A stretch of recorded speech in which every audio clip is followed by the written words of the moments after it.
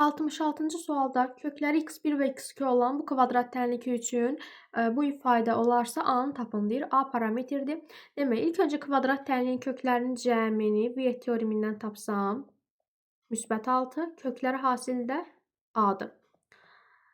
Daha sonra bu ifadənin hər iki tərəfini kvadrata yüksəltsəm, müxtəsər vurma düsturuna görə açanda alınacaq x1 bölünsün x2, üzərinə gəlinsin, 2 vurulsun, kökün altında x2 bölünsün x1, vurulsun, x1 bölünsün x2, üzərinə gəlinsin, kökün altında x2 böl x1-in kvadratı. Kvadratla kök gedəcək, qalacaq x2 böl x1, bərabərdir 18-ə.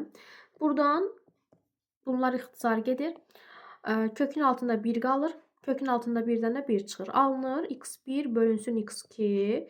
Üzərinə gəlinsin. x2 bölünsün x1. Müsbət 2-ni əks tərəfə atanda 18-dən 2-ni çıxacam 16. Ortaq məxrəc gətirək. x1 vurulsun. x2-dir. Daha sonra burada olacaq x1-in kvadratı. Üzərinə gəlinsin. Burada da olacaq x2-nin kvadratı. Bərabərdir 16-ya.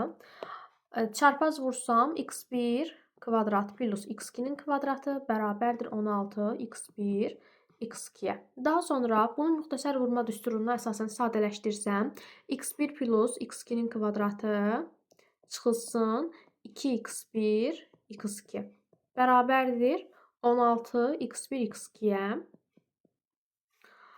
x1 plus x2-nin qiyməti müsbət 6 idi. 6-nın kvadratı eləyir 36, bərabərdir. Əks tərəfə atsam bunu da eləyəcək 18 x1 x2.